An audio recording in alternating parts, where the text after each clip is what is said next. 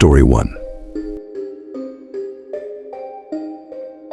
Meet Ariana, a young woman living alone in the city, blissfully unaware that her every move is being watched by someone with sinister intentions. Little does Ariana know, the delivery person who stands on her doorstep is not just a harmless courier, but a stalker who has been watching her every move for months.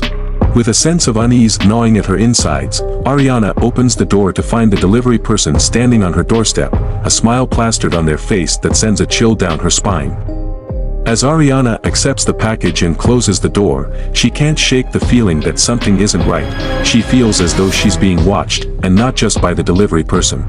With a sinking feeling in the pit of her stomach, Ariana unwraps the package, her breath catching in her throat as she discovers a collection of strange and unsettling objects inside. Suddenly, Ariana realizes the truth. The delivery person is not a stranger at all, but a stalker who has been following her every move, waiting for the perfect moment to strike. With a sinking feeling in her heart, Ariana knows that she must act fast if she hopes to escape the clutches of her stalker and make it out alive. With her pulse pounding in her ears, Ariana's instincts scream at her to run, to get as far away from her apartment as possible. But where could she go? The stalker knows her every move, her every hiding spot. Ariana, darling, did you miss me? Ariana's mind races as she tries to think of a way out of this nightmare. She knows she can't reason with her stalker, he's too far gone, consumed by his obsession with her. You can't escape me, Ariana. I'll always find you, no matter where you go. With a steely determination, Ariana squares her shoulders and meets her stalker's gaze head-on. She may be trapped in her apartment, but she refuses to let fear dictate her actions. With adrenaline coursing through her veins, Ariana makes a break for the door, her heart pounding in her chest as she races towards freedom. And though she may never truly be free of her stalker's grasp, Ariana knows that she will never stop fighting for her right to live without fear. With her back against the wall and her stalker closing in, Ariana's mind races with possibilities. She knows she needs to think fast if she wants to escape his clutches. With a surge of determination, Ariana lunges for the knife, her fingers closing around the hilt just as her stalker reaches her. In one swift motion, she turns and brandishes the weapon, her eyes flashing with defiance. You think you can fight me, Ariana? You're nothing but a helpless little girl. But just as it seems like Ariana might gain the upper hand, the room is suddenly plunged into darkness. Confusion washes over her as she fumbles for the light switch, only to find it missing. Panic sets in as Ariana realizes that she's trapped with her stalker in the darkness. She knows she needs to find a way out, but how? Ariana, are you okay? I heard shouting. Is everything all right? With renewed hope, Ariana calls out to her neighbor for help, her voice trembling with fear but filled with determination. Mr. Johnson, please help me. There's someone in my apartment. I need you to call the police. Don't worry, Ariana, I'm coming. Just hold on a little longer. Time seems to stretch on endlessly as Ariana waits in the darkness, her senses on high alert as she strains to hear the sound of her neighbor's approaching footsteps. Suddenly, the sound of footsteps grows louder, echoing through the hallway like a lifeline. Ariana's heart leaps with hope as Mr. Johnson bursts through the door, his face pale but determined. Ariana, are you all right? What's going on here? It's him, Mr. Johnson, the man who's been following me, watching me. He's here, in my apartment. Please, you have to help me.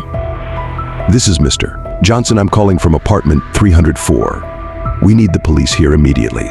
There's a dangerous intruder in my neighbor's apartment.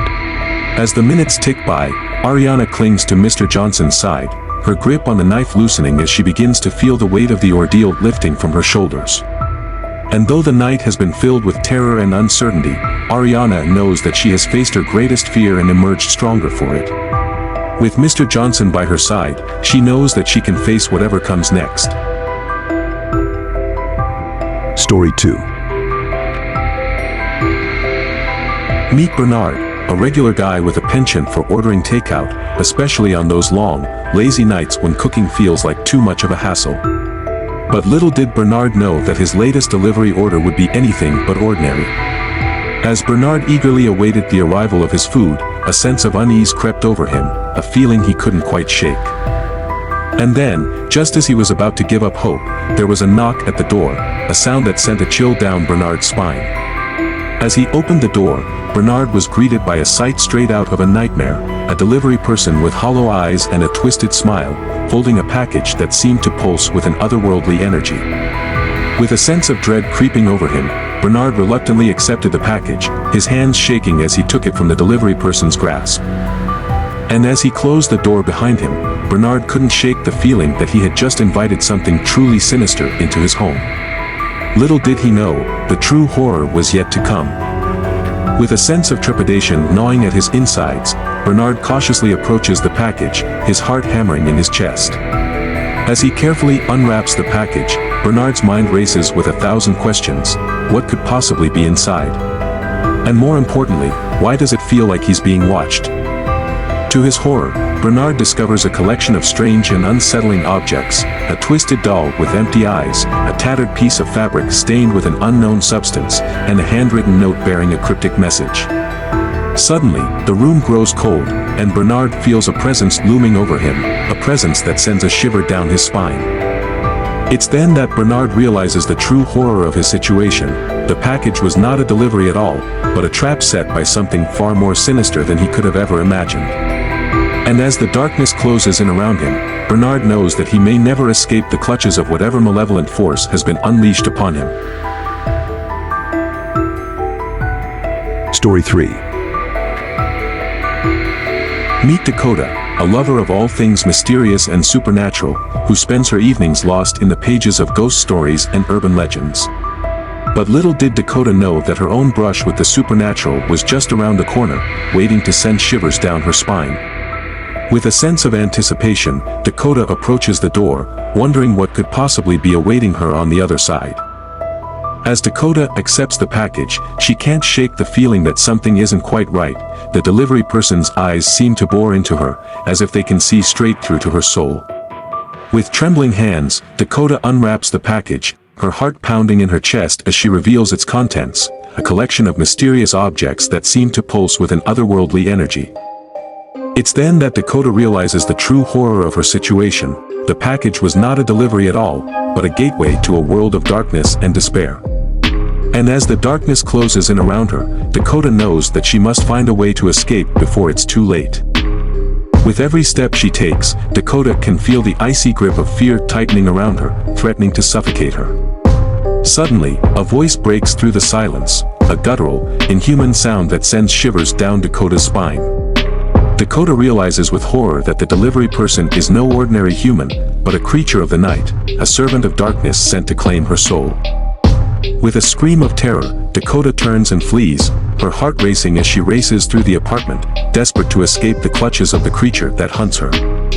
As Dakota reaches the front door, she flings it open and races out into the night, the cold air biting at her skin as she runs blindly through the streets, her only thought to put as much distance between herself and the creature as possible. And though she knows that she may never be truly safe, Dakota refuses to give up hope, determined to keep running until the last breath leaves her body.